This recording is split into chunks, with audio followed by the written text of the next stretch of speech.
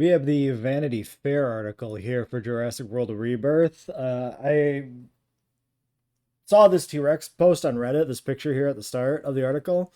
And I was like, damn, that's pretty cool looking. I like the stripes. And then I spun through the article. There's enough meat here, I think, that we can talk about this. I think there's enough analysis to be looked at. So, new Rex. Very interesting. The orange and black, that does it for me. That's a color palette I like. Um, Design looks pretty classic Rex. So no dramatic like redesigns for this new Rex over like what we're used to. Looks very consistent with the franchise. Very nice. I've not read the article, so we're gonna go read through this. Um, I'm just gonna like read through this very fast. I'll read out the parts that really stand out to me. So yeah, Frank Marshall producing, Spielberg producing. This is expected. Rebirth should lean into causing fear. Please. Yes.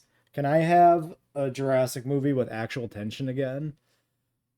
We had one single scene in Dominion that had any tension in it, when that was Claire and the Therizinosaurus. If they can capture that vibe for a bunch of this, yes. Escalate the risk to new levels. Visual effects are great. CGI is a great tool, but makes you lazy because you do anything. This they say this about every movie. Like, I'll believe the visual effects. Like, they look really good. Like, this looks great, right? Seeing it in motion though will be different. It may be great in motion. Don't get me wrong. I'm not saying this could be bad. I'm optimistic, but like this is just marketing spin to be like, yeah, the CGI makes you lazy. The effects can be great. Like we'll see, we'll see. Um, I think a lot of Dominion's animatronic work was really shaky. I appreciate the attempt to use a lot of animatronics, but like it did not do its job. Weary. Okay, wait. Okay, this picture is much bigger. Let me. You know what? No, this is fine because the text will be too small, like otherwise, right?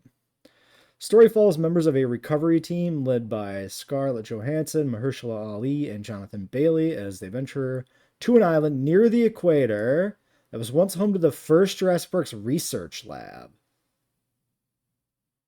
So, the first Jurassic Park's research lab, this would be Isla Sorna as it stands. So, is this actually just them going back to Sorna? Or is this the franchise being like, oh no, no, no, Sorna was the secondary research lab. This is the original research lab. If this is some Site C, this is where everything really started bullshit.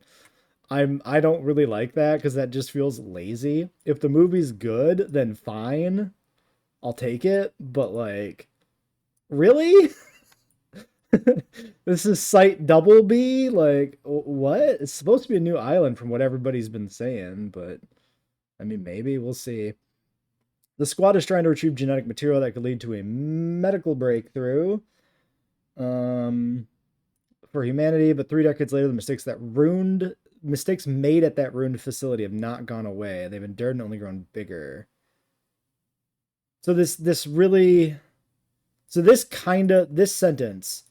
mistakes made have not gone away. This feels like this dinosaur population has been here for 3 decades and nobody a either noticed, or B, it's Isla Sorna, and we're firmly bringing Sorna back into canon and firmly stating that it was not depopulated.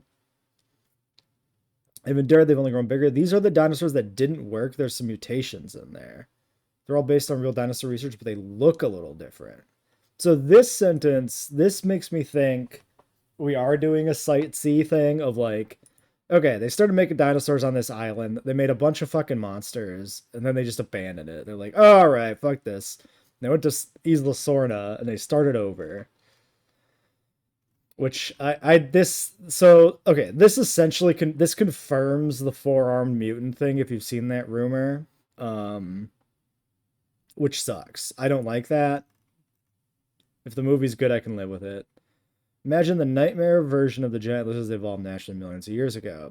I hate that we're leaning into the monster angle, dude. Can they just be dinosaurs, please? Gareth Edwards is directing. We know this. I'm optimistic for Gareth Edwards. I think Rogue One is the best Disney Star Wars movie, but it's still it suffers. It's not perfect by any means. It's really choppy. I saw the creator. The creator was fine.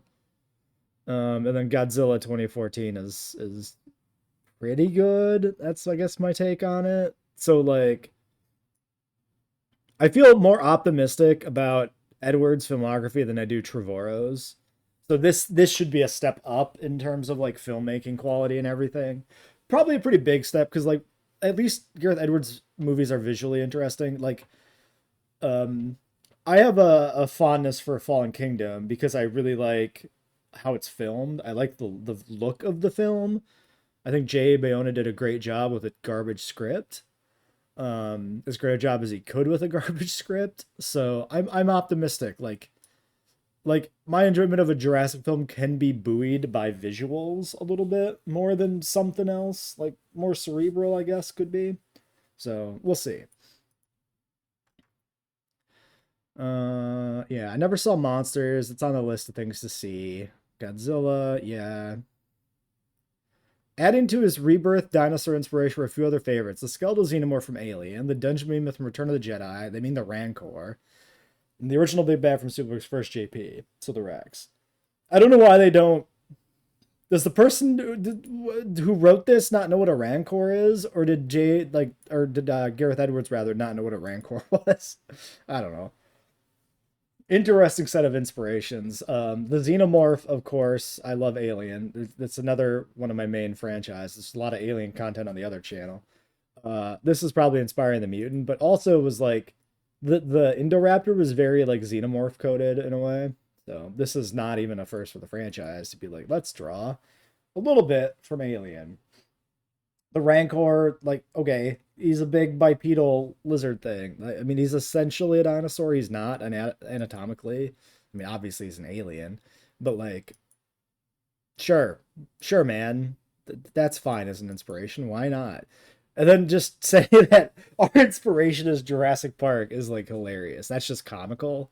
Like, yeah, it better fucking be Jurassic Park. Better be an inspiration for your Jurassic Park movie, okay? These references turn up all in one particular twisted dinosaur that turns up in the trailer coming Wednesday. Some Rancor went in there, some HR Giger went in there, a little T-Rex went in there. So this is the mutant. Confirmed. Whatever. The thing that scared Edwards the most was living up to Rebirth's predecessor, which feels like has been disguised as family-friendly fare. Yes! The original JP is a very tense movie with some good horror scenes disguised as a family movie. Yes. Can we bring back some awe though too, not just horror? I mean, I'll take a horror centric Jurassic film that's novel enough. I'll take just that. If this is a acceptable B film with horror vibes, fine. I'll take it. I just hope for something approaching the original film.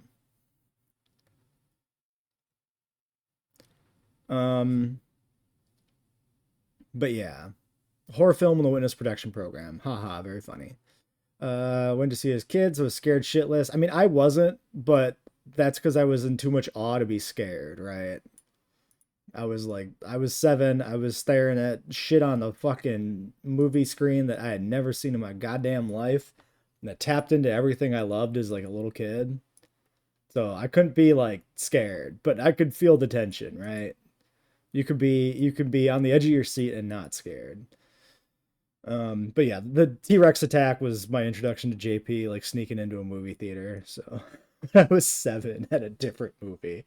I was like, I'm gonna go to the bathroom and I am just gonna go sneak into Jurassic Park because fuck whatever this other movie is I'm watching. I don't even remember what it was. I need to see this shit. Yeah, bar is really high. True. So screenwriter is David Kep. We know this. He worked on what? JP 1 and 2, right? Maybe 3, maybe not 3. So he's gone back to the original to pull a new scene for the movie that he had always hoped to use. He revealed it's a sequence in which Grant and the 2 children, who are not characters in this new movie, we know this, attempt to drift through the lagoon in a rubber raft without waking a sleeping T-Rex. This is what everybody thought the scene was going to be. We knew there was a scene from the novel in this. They're adapting the raft scene. don't succeed, paddle for their lives from a T-Rex that then starts to swim. Well, walking first and then swims later. Okay, I mean, that should be a cool scene. Mahershala Ali as Duncan Kincaid, a logistics expert who helps Johansson's team gain access to the danger zones, usually war-torn areas.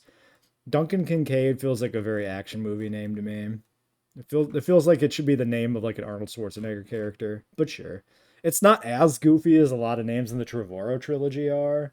Zora Bennett, fucking Zia, and like there's a lot of names that I'm like, what are these millennials being named with a fucking Scrabble board by their parents? What are we doing here? Final ingredient for the film's new terror factor, supplied by the audience, enduring instinctual fear of being chased and devoured.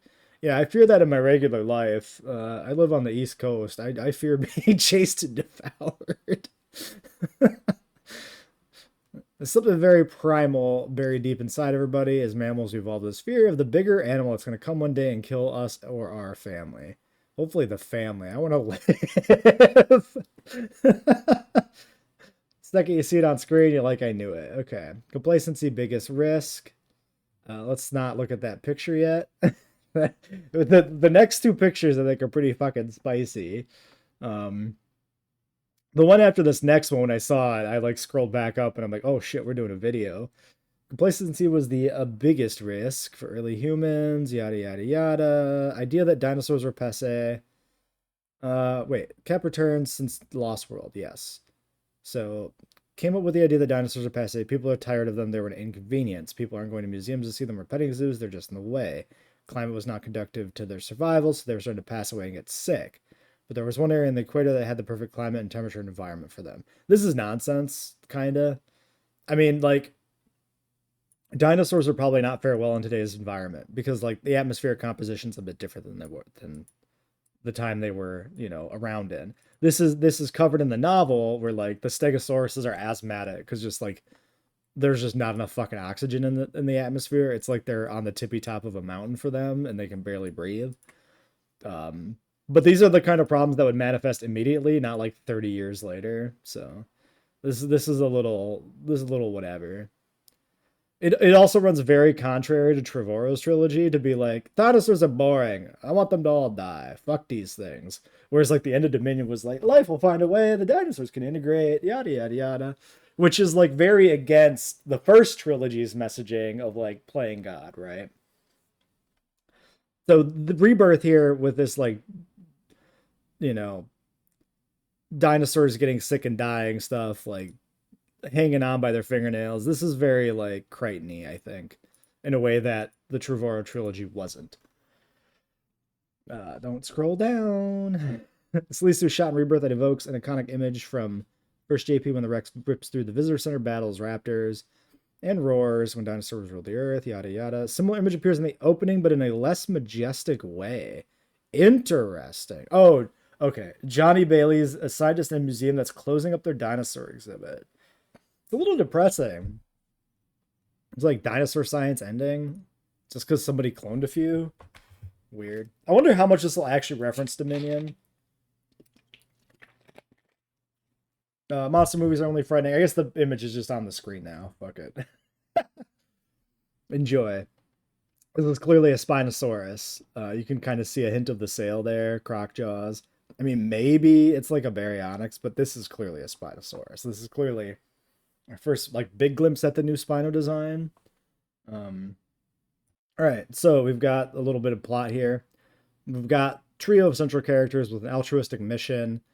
Rupert Friend's company represents company that Rupert Friend's character represents discovers a way to cure heart disease.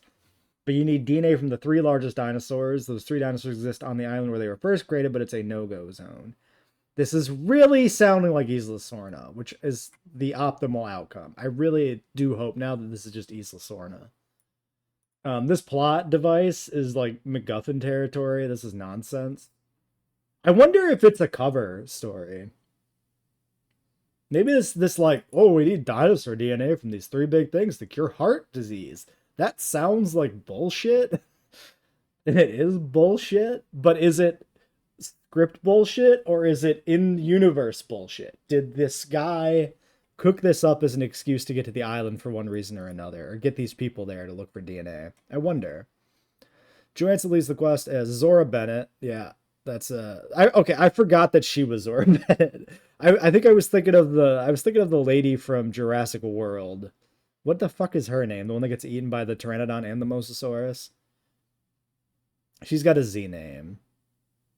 Yeah, that's okay. So yeah, the names are continuing to be very millennial coded. Not millennial coded. It's like Gen fucking alpha coded. Like named by millennials who like to name their kids nonsense. I sound like an old fucking boomer, dude. I'm just bitching about my people. I'm allowed to do that. Leader of the team doing recovery. She's someone who's a special operative. She was in the armed forces. Probably worked for a private contractor, working for herself. Sure. Yeah, fine, whatever. I'm okay with the like ScarJo being in this or whatever. I don't like dislike or anything. She's a little bit bigger of a name than I'd prefer probably because she starts to attract attention just because of who she is. Eh. I like the level of casting in the first movie where they're like established actors, good actors. They don't have like huge roles. I mean, they have like huge roles in like low end, like not bad, like good movies, but not like blockbuster movies. That's what I mean, right? Then they get their blockbuster movie, and you get people like Sam Neill that become household names. I like that. I mean, the biggest actor in the original film was probably like Jeff Goldblum or something, right? I would imagine. Like in terms of like widespread appeal and like how much he was known. But yeah. Blah blah blah. I love Jurassic Park. Everybody who's in a movie ever says that they love what the movie's about. That's nothing. Okay, yeah, we can see this statue. Okay, this is the it's even got the banner. Oh god, can we not overload on member berries, please? This is already too much for me. There's no fucking earthly reason it should be the identical banner from Jurassic Park in this fucking museum. I'm sorry, but this is fucking nonsense. I hate this shit. I'm gonna be really critical of this after Alien Romulus, okay? Alien Romulus pissed me off. That is the most angry I've been at a movie in like 10 years. And the reason for that is I fucking loved the start of Alien Romulus. I sat down in that theater, that movie started playing, I was like, holy shit, they did it. This is everything I want from the Alien universe. I love seeing this like gritty, shitty colony life. This is great. Then the aliens came in and everything was remember the better movie? Remember the better movie? Remember when these movies were good? You remember this better scene from a better movie? Wow, this is like that, but not as good. Cool, right? And that shit drove me up the fucking wall. I've never turned so hard on a movie halfway through as I did on Alien Romulus. That shit was nuts. And people ate that shit up. People love that.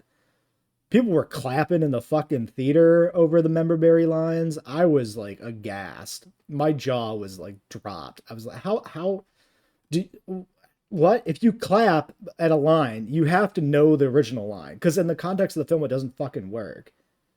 But not only are you familiar enough with the movies that you remember the line, you like them repeating it. What the hell are you doing?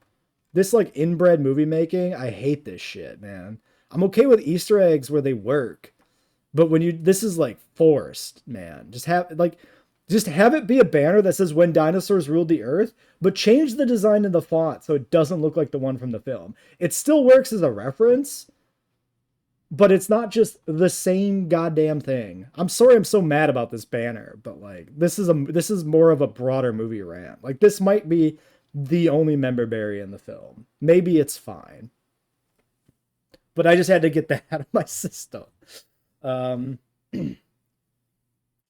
She was at a soundstage next to Dominion in 2020. Good thing she dodged that fucking bullet. Ugh. Black Widow. Never saw it. Don't care. I'm done with Marvel movies. Spielberg to go over future projects. Yada yada.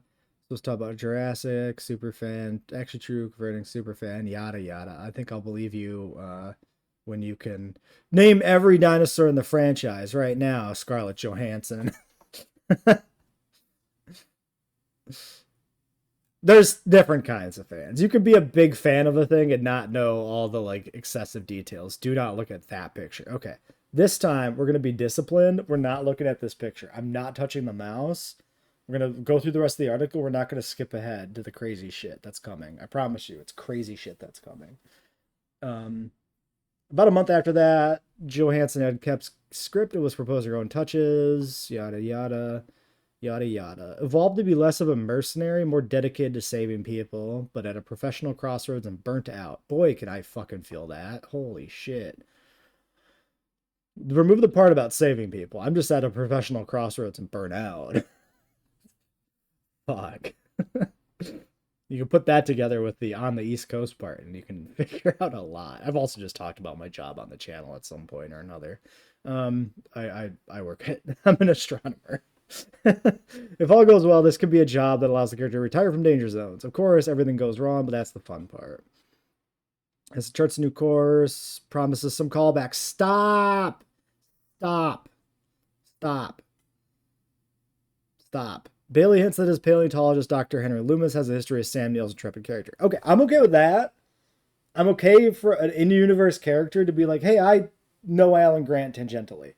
That makes sense in universe, so that's okay as a callback. This is like Ian Malcolm's book in Jurassic World. That's a fine callback because it makes sense in the context of the universe that Malcolm would have wrote a book or a paleontologist would know of Alan Grant.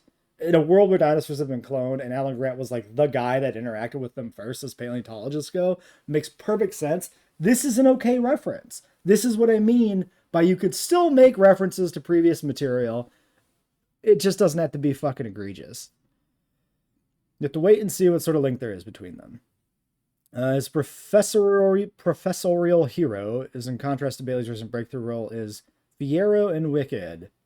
Less than intellectual character. I don't care about this. I don't know if I've seen Jonathan Bailey in anything. Mahershala Ali is great. Excited to see what he can do in this. Big arguments about the natural world. Yeah, okay.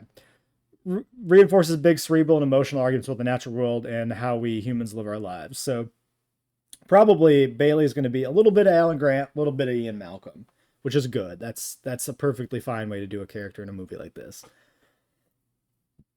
Giving me shades maybe of like Levine from the Lost World novel, maybe? How cool would it have been if they just used that fucking character's name for a reference? I would have liked that. See, that's another thing I can get behind when it's like a name that's a reference to a character that wasn't used from the book. That I'd be down for that. Throw in Levine, throw in Thorne, that's fine. He's not combat ready, which places him extra risk on the island of misfit dinosaurs. All caps. This is obviously a joke. This is definitely not the... Imagine that's what it's just called in the film. Oh yeah, that's the island of misfit dinosaurs. That could be just like a colloquial name. That could work in universe, like unironically, but I am being ironic about it, so... Maybe a little too fascinating. Makes sense for somebody who's a paleontologist in a world where everybody's like, fuck dinosaurs. Not guard enough as he guides the team towards harvesting dinosaur genetic material. He's a little too fascinating. He's harvesting dinosaur genetic material. Oh no. Call the cops. His strengths are his compassion and enthusiasm and hunger for the natural world. That's his brilliance and also his downfall. Is he gonna fucking die? We need a major character death in one of these films again. It's been a hot moment. When's the last time we had like a major character death? It would have been like Lost World, right? Yeah, Eddie Carr. Has anybody substantial died since Eddie Carr? The only people who died in JP3 were the Mooks. World kills off like the villain, I guess. That counts, I suppose. Vic Hoskins counts as a substantial death. He had more of a defined role than like the Fallen Kingdom villains. Dodgson and Dominion, I guess. Let me rephrase that. We need a hero character to die in one of these films because we haven't had a hero who's died since Eddie Carr in Lost World, and that's bad. There needs to be some tension on our characters. We got a new cast; they don't all have to come back. Yeah, kill one of them. Do it. Speaking of extracting DNA, the new film does this with Spielberg himself as executive producer. Isn't he always the executive producer? Excuse me? Was he not executive producer on like the Trevorrow films? I'm pretty sure he was. Maybe he wasn't like executive producer. Maybe he just had a producer credit. Maybe he is a little more involved. It could be the case. A heist movie that meets all the films of Steven... Wait. It's like a heist movie that meets all the films of Steven Spielberg. Can you phrase it that way. Like, meets the criteria of all the films of Steven Spielberg, I guess. Whatever. Jaws, Indiana Jones, and Jurassic Park. That makes sense. I mean, listen, these movies, like Jurassic Park is very Jaws and Indiana Jones coded. Alan Grant is kind of Indiana Jones. Dinosaurs are kind of the shark from Jaws. Like, you staple those two films together, you kind of get Jurassic. And if we're throwing in ancient ruins in this film, like we've seen in the pictures, then it's even more Indiana Jonesy, and I'm okay with that. This picture's insane. That is 3 fucking Spinosauruses. Nobody predicted 3 Spinosauruses. This is nuts, dude. You could see that they have the more like M-shaped sail. These are like, this is like more of a modern reconstruction. I think you can kind of tell that. You can see this one's profile pretty well. This is still like fairly JP3 in profile, like head, neck, body. Maybe the body's a little elongated. We won't really get a good sense of how redesigned this is until we see the limbs. But definitely the sail shape is different, especially for this one. This one, like, yeah, you can see that there's like a peak there in the back. So this is his ass, right? This is this one's backside. Yeah, because the wake is going this way. So yeah, you get the peak, the kind of M shape. It doesn't look like it dips as much in the middle, maybe, but very cool. Another black and orange color scheme too on this front Spino, which is crazy. And then we got this fella. So this looks like a shark fin, but I think this is the tail fluke. So presumably this is like the Mosa. The new Mosasaur, I would guess. Because this is way too long to be like a shark. Unless there's 2 animals here. Maybe there's one here. And maybe this is a different one. But I think this is like the head and like an elongated snake-like body with like the tail coming back over here. We should be getting a new Mosa design for this film, so... Oh, it even says in the caption, if you're ever surrounded by a Mosasaur and assorted Spinosauruses. Does assorted Spinosauruses imply that these aren't all like Spinosaurus aegypticus? Probably not. Don't read into that too much, I don't think. Bailey's character channels Dr. Jones at one sequence on a towering cliff when he tries to extract fluid from the eggs of a flying dinosaur who are said to be the size of fighter jets. So that's the new Quetzalcoatlus, also redesigned from what we've heard. Egg is the same size as the golden idol. The original script just referenced the nest on the cliff and felt like we're in Central America, and I like the idea there's an old civilization here at one point. Yeah, so this is why we're getting ruins. Instead of a cave, he made the setting an Inca-style old temple that had been abandoned hundreds of thousands of years ago. This is a great idea from Edwards here. This visual, this adds a distinct visual flair to this film that I'm very excited to see by having like Inca ruins with dinosaurs. I think that's this has been in the franchise before, just not in the films. I think Edwards either taking this from like Trespasser and some other material and putting it in the films, or coming up with it himself whole cloth, because it's not like the whole idea of like South American civilizations coexisting with dinosaurs is not new. So either taking that idea and putting it in Jurassic, or taking that idea from Jurassic and putting it in the films. Great idea. Fantastic. Yes.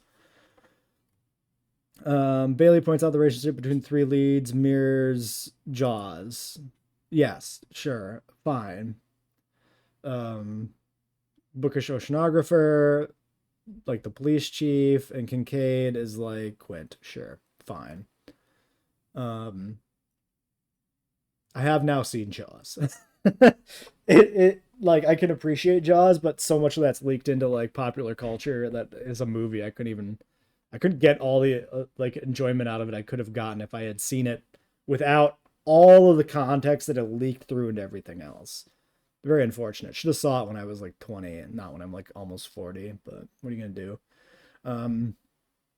He's a film buff, yada yada. Anti-hero, blah blah blah. Kincaid is a guy who's at this point in life has chosen to live off the grid. He's in Suriname. I don't know how you pronounce that shit, man. I'm from America. We don't learn that shit in school.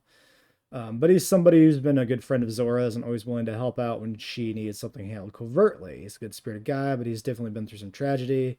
Learned to live with his wounds, make the best of the life he has. A little bit like a less gray version of like Roland and Ajay from Lost World, maybe. There's like the cut scene where they like meet up in the cafe and like, we have a mission. Prepares to extract material from dinosaur egg is Dr. Henry Loomis. So this is probably that like Ket's egg from like the Inca temple scene. We've already seen a shot of this before. He's got his big collector with a mysterious white fluid in it. Don't look at that. We don't want to get demonetized. The key to making a memorable human in a big budget visual effects escapism funding is finding something intimate to put on screen alongside the bravado. A bit of a test for me personally. Can I exist in this space? This is not terribly informative. His goal with Kincaid was to make Kincaid lovable to the audience. I mean, that's good. You want characters to be endearing, ideally, unless they're supposed to be aggravating. Really hoping to bring something special and buoyant and bring an energy and heart to him. Cool. I'm sure. Why not? That's fine. Worse things get on the island, the more relatable Kincaid seems. There comes this opportunity for him to evolve because they're having this life and death experience. There are people around him that are passing away. Character deaths in my Jurassic movie. I mean, people do die in every film, but like, I hope they're just meaningful and interesting and consequential character deaths and not just like scene 3 and now the villain dies and the movie ends. And that provides some perspective shift. Passing away may be the most elegant euphemism for devoured by giant lizards that has ever been used. Yeah, sure, man. My polite way of saying that people in this movie fucking die, right? There's no draft of the film where everyone survives. Good. Cool. Cool. Very promising. There's a little bit that I don't like, but like everything that I'm concerned about in this film, in this article that we've heard about, can be overcome if the movie is good. So I have no reason to be completely concerned yet. We'll be optimistic. I think certainly based on this shit and based on this Rex shot, I think we'll be in for some treats, even if the movie's kind of rubbish. Like, surely this movie can't be as dull as Dominion. With like 3 fucking Spinosauruses circling a boat? Shit. It's gotta be something.